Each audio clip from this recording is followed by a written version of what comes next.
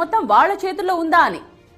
Jesus of Nazareth ఒక యూదుడు, Albert Einstein ఒక యూదుడు, కార్ల్ మార్క్స్ ఒక యూదుడు, వ్యాక్సిన్ సూదిని కనిపెట్టింది ఒక యూదుడు, పోలియో వ్యాక్సిన్ కనిపెట్టింది, లుకేమియాకు మందు తయారు చేసింది, హెపటైటిస్ బి మందు కనుగొన్నది, micro processing chip, nuclear chain reactor, traffic lights, optical fibre cable, stainless steel, sound movies, telephone microphone, video tape recorder, Polo company, Levi's jeans, Starbucks, Google, Dell computers, Oracle, Baskins and Robbins, Dunkin Donuts, CNN, ABC, Washington post.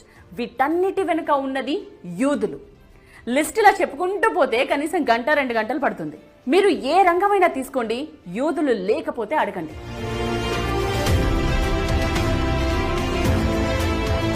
Okay, coming to the point.